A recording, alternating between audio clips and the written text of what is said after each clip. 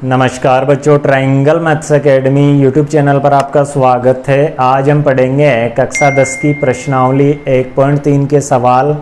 तो देखिए बच्चों, इसका पहला सवाल है, सिद्ध कीजिए कि √5 एक अपरिमेय संख्या है। वैसे तो हम जानते हैं कि सभी रूट वाली संख्याएं अपरिमेय संख्याएं होती है, लेकिन यह हमें सिद्ध करके बताना है और इसको सिद्ध करने में एक प्रमेय काम आएगा जो हमें याद रखना है।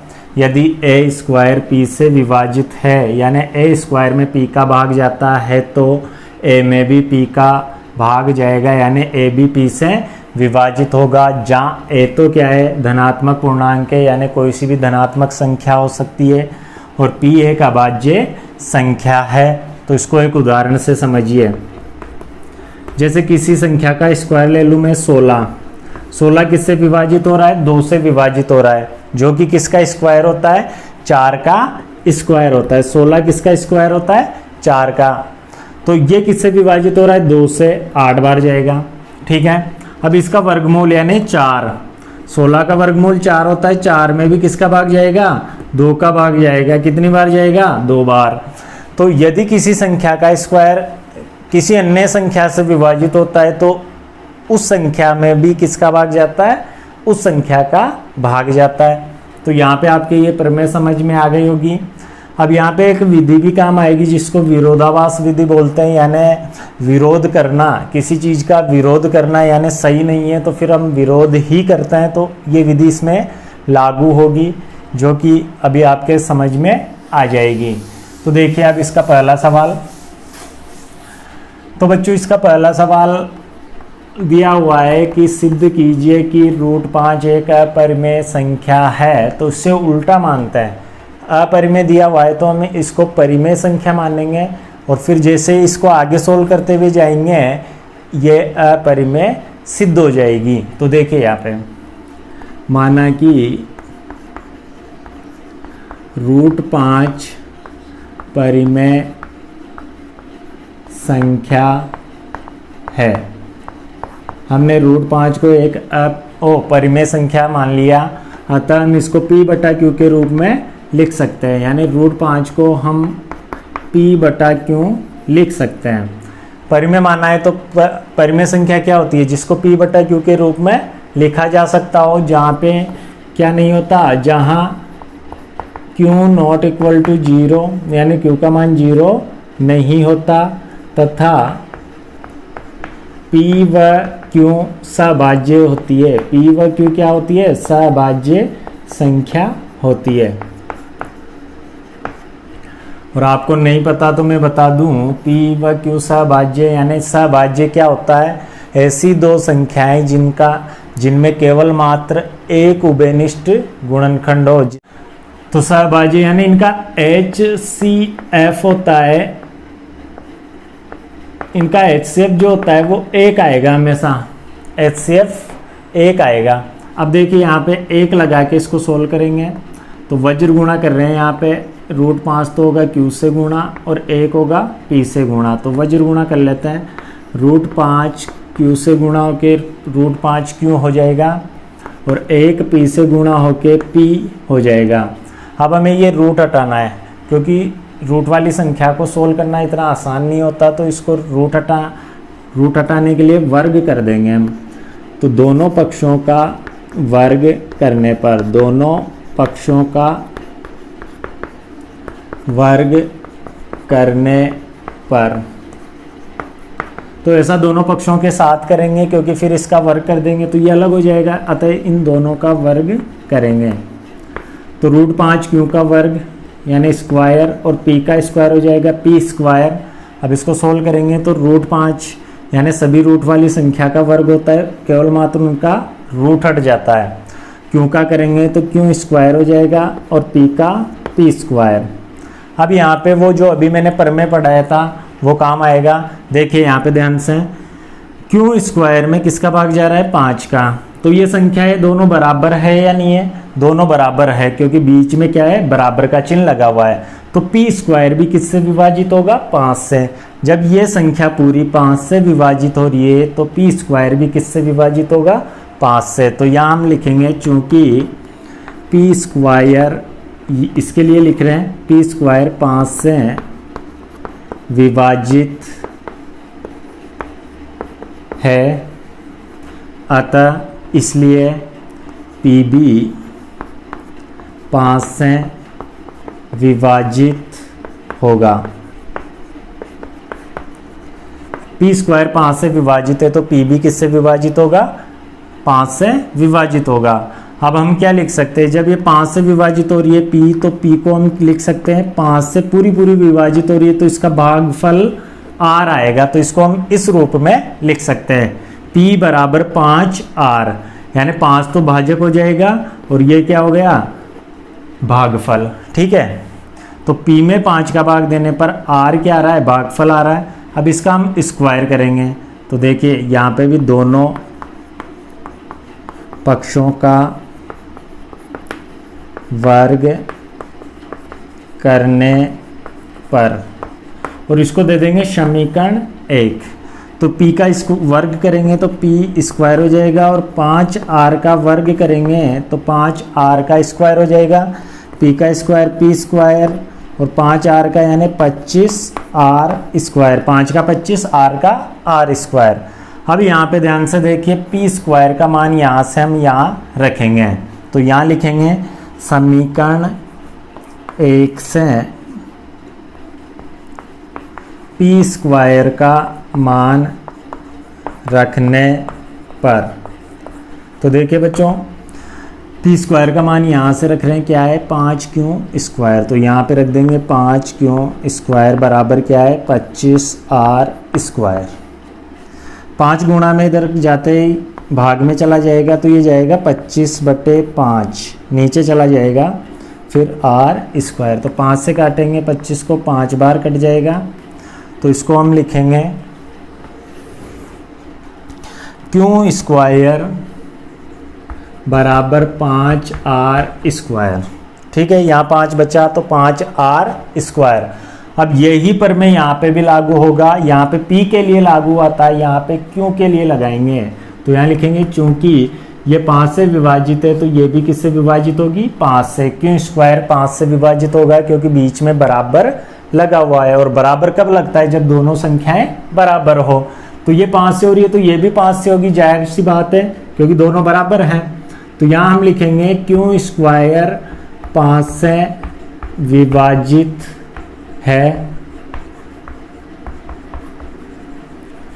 इसलिए q भी 5 से विभाजित होगी, q भी 5 से विभाजित होगी।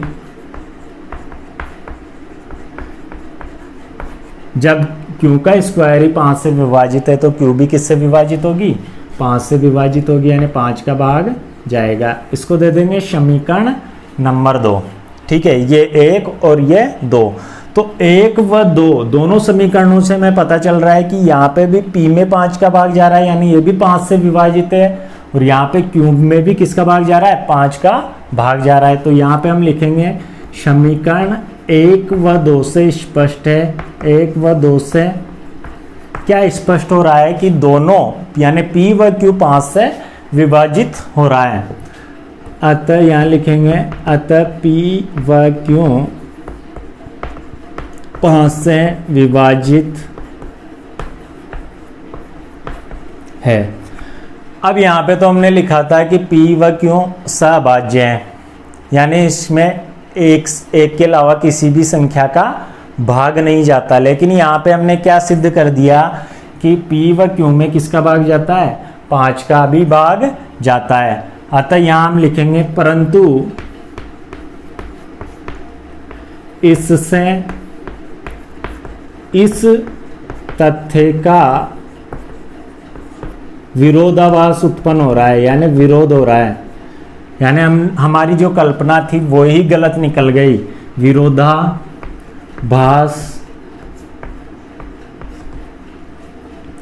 प्राप्त होता है कि p व q सहअभाज्य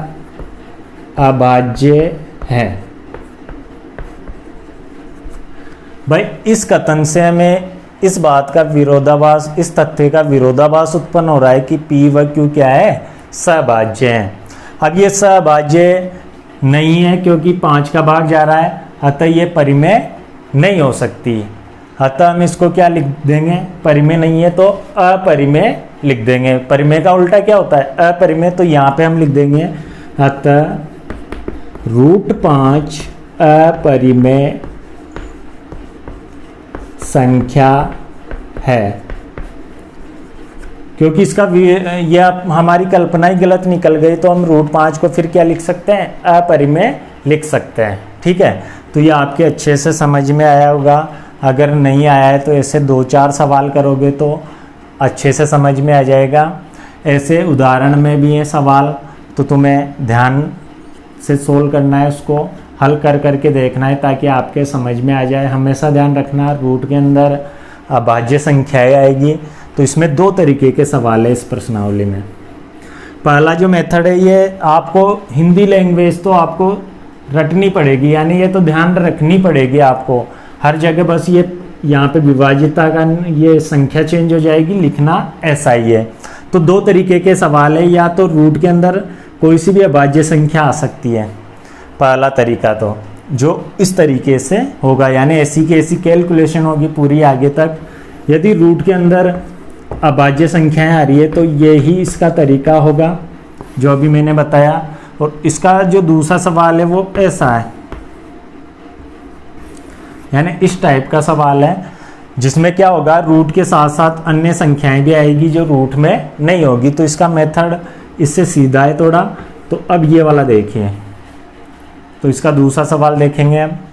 तो देखिए बच्चों, दूसरा सवाल है, सिद्ध कीजिए कि 3 + 2 √5 एक अपरिमेय संख्या है। तो पहले सवाल की तरह इसको उल्टा मानेंगे, यानी परिमेय संख्या मानेंगे। तो देखिए यहाँ पे इसको सोल्व करेंगे हम। माना कि 3 + 2 √5 परिमेय संख्या है। इसको हमने क्या मान लिया, परिमेय संख्या मान लिया। अतः हम इसको क्या लिख सकते हैं, अतः हम इसको लिख सकते हैं 3 + 2 √5 बराबर p/q। क्योंकि परिमेय जो संख्या होती है उसको हम p/q के रूप में लिख सकते हैं, जहां q ≠ 0 है तथा p व q सह अभाज्य हैं। तो ये हमने मान लिया। अब इसको हल करेंगे तो इसका हल करने का तरीका उससे अलग है। इसका हल करने का तरीका यह है कि √5 को अपन एक तरफ रखेंगे, यानी जो भी रूट वाली संख्या आ जाएगी उसको एक तरफ रखना है, बाकी सभी को एक तरफ ले जाएंगे। ठीक है, तो यहाँ पे पहले मैं 3 को लेके जा रहा हूँ, तो 3 उधर जाएगा तो इधर बचेगा 2 √5 बराबर p/q। ये प्लस का 3 है, उधर जाते हो जाएगा -3। ठीक है, अब ये 2 √5 इधर ओनली रूट वाली संख्या को रखना है, तो 2 कहाँ जाएगा, गुणा में √5 से, तो ये जाएगा बट्टा में यानी भाग में। तो देखिए यहाँ पे √5 बराबर होगा p/q -3/2। ये हो जाएगा इसका मान, और बराबर में क्या आ जाएगा, √5। तो यहां हम लिखेंगे चूंकि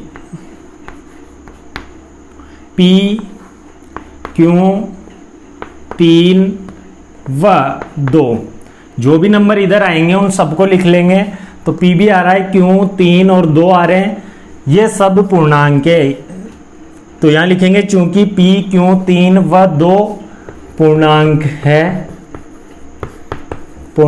है अतः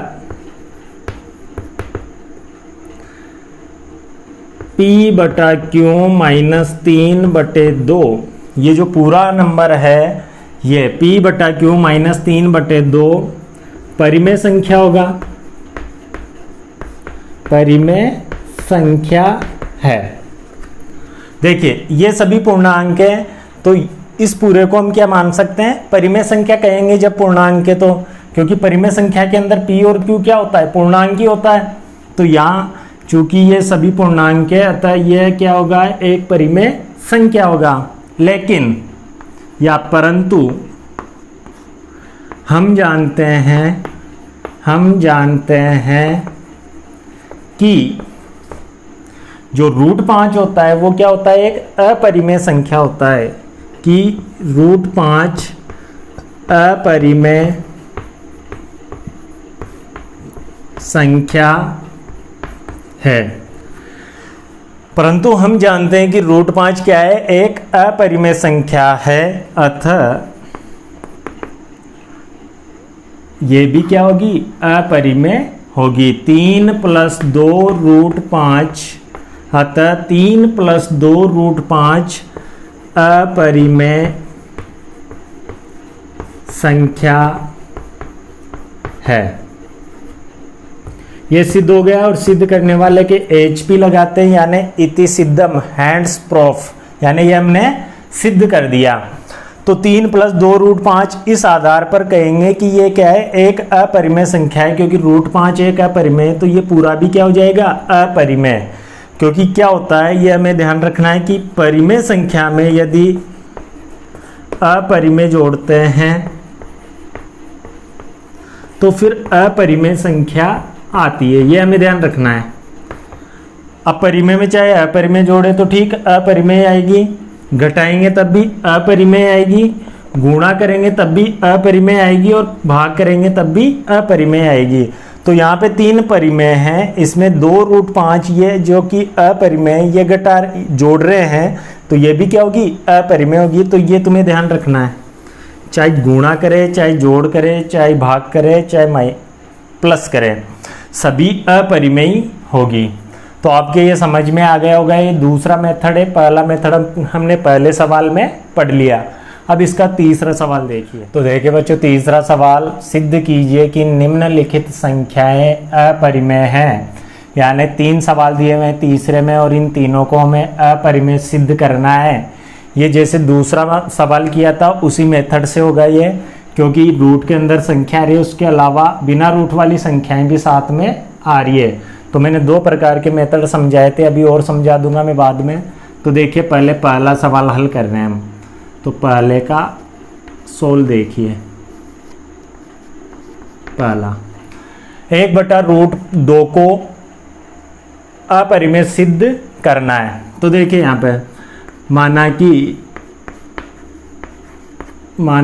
1/√2 परिमेय संख्या है। सबसे पहले इसको परिमेय मान लेंगे, परिमेय संख्या है। तो जैसे हम इसको परिमेय मानेंगे, अतः इसको हम क्या लिख सकते हैं, अतः इसको हम लिख सकते हैं 1/√2 बराबर P/Q, ऐसा हम लिख सकते हैं, क्योंकि यह परिमेय संख्या है। जहां हम लिखेंगे, जहां Q ≠ 0 है तथा P व Q पूर्णांक भी होते हैं, सभाज्य है। P व Q क्या होते हैं, पूर्णांक भी होते हैं, ध्यान रखना है तुम्हें। अब यहाँ पे वज्र गुणा करेंगे तो Q तो होगा 1 से गुणा, P होगा √2 से गुणा। तो देखिए यहाँ पे Q को 1 से करेंगे तो Q, √2 को P से करेंगे तो √2P। और मैंने कहा था कि रूट वाली कोई रखना है इधर, बाकी सबको एक तरफ ले आना है। तो P चला गया उधर, तो ये काहे में जाएगा, भाग में। तो Q/P हो जाएगा बराबर √2। ठीक है, तो ये P कहाँ चला गया, बट्टा में चला गया इधर, गुणा में। तो Q/P बराबर क्या आ गया, √2। तो यहाँ हम लिखेंगे, चूंकि लैंग्वेज वही रहेगी सभी सवालों की, तुम्हें याद रख लेना है लैंग्वेज, क्योंकि इधर 2 ही पूर्णांक आ रहे हैं, P और Q। चूंकि P व Q पूर्णांक है, इसलिए Q/P क्या आ रहा है इधर, Q/P परिमेय संख्या है। चूंकि p व q क्या है, पूर्णांक है, इसलिए q बटा p को हम परिमेय संख्या बोल सकते हैं। बटा बटी में लिखा हुआ है तो परिमेय बोलेंगे। अतः लेकिन या परंतु हम जानते हैं कि √2 क्या होता है, एक अपरिमेय संख्या होता है, क्योंकि हम जानते हैं कि √2 अपरिमेय संख्या है। अतः 1/√2 अपरिमेय संख्या है। HP लगा देना है। देखिए यहाँ पे इस आधार पे बोल रहे हैं हम, √2 क्या है, एक अपरिमेय संख्या है, तो 1/√2 भी क्या होगी, अपरिमेय संख्या होगी। क्योंकि परिमेय में मैंने अभी बताया था, परिमेय में अपरिमेय संख्या का भाग देंगे तो क्या आता है, अपरिमेय संख्या आता है। अब इसका दूसरा सवाल देखिए। तो देखिए बच्चों 16 नंबर 2 यानी दूसरे सवाल का आंसर देखिए। 7√5 को अपरिमेय सिद्ध करना है तो पहले उल्टा मानना पड़ेगा। माना कि 7√5 परिमेय संख्या है। अतः हम इसको क्या लिख सकते हैं, अतः 7√5 को हम लिखेंगे p/q, जहाँ q ≠ 0 है तथा p व q सह अभाज्य हैं। तो ये हमने मान लिया। अब इसको हल करेंगे। मैंने कहा था कि एक तरफ सीधा सा तरीका है, एक तरफ रूट वाली संख्या रखनी है हमें और कुछ नहीं करना। तो रूट वाली संख्या इधर ही रहने देंगे, √5 को, और 7 गुणा में इधर जाते बटा में जाएगा, यानी क्यों के साथ गुणा हो जाएगा, जाके नीचे बटा में जाएगा। तो p बटा यहाँ हो जाएगा 7q, ये हो गया 16। √5 बराबर आ गया p/7q। अब हम लिख लेंगे कि p 7 और q ये तीनों क्या है, पूर्णांक हैं। चूंकि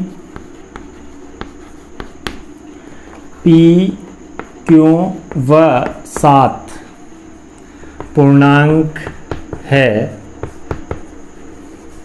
इसलिए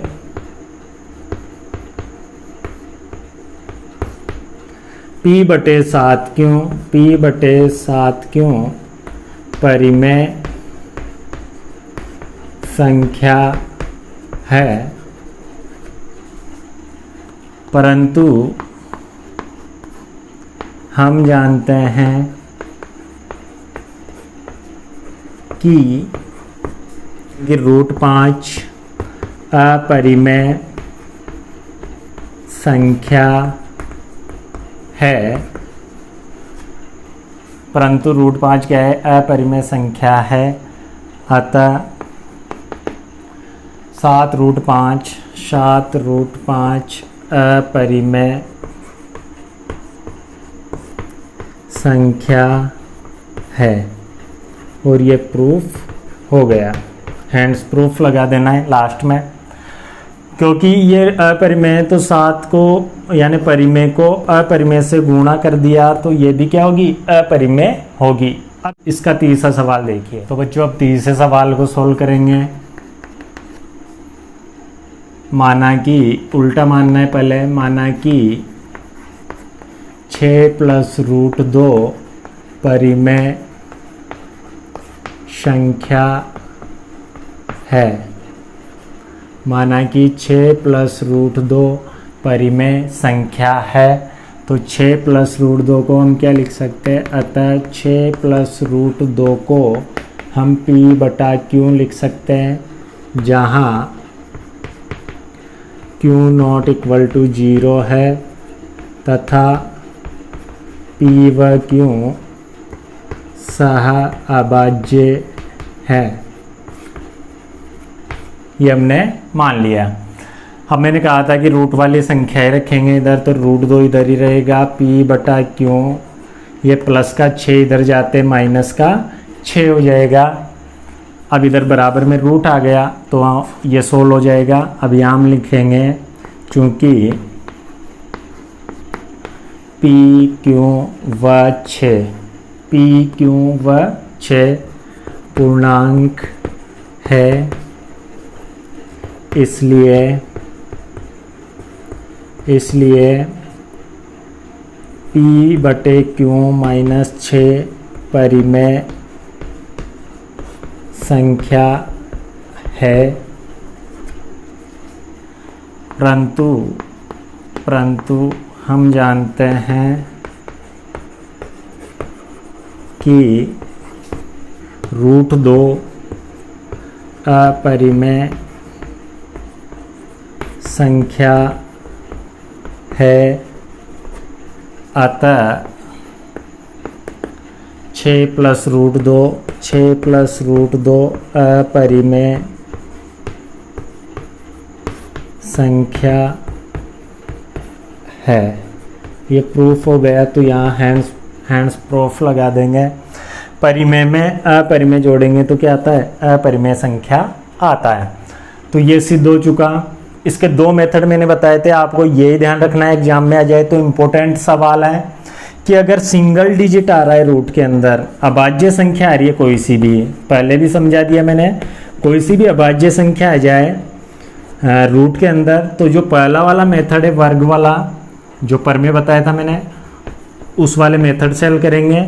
और इनके साथ कोई बिना रूट वाला नंबर आ रहा है जैसे 1/√2, 7√2, 6 प्लस √2, तो फिर ये वाला मेथड काम में लेना है।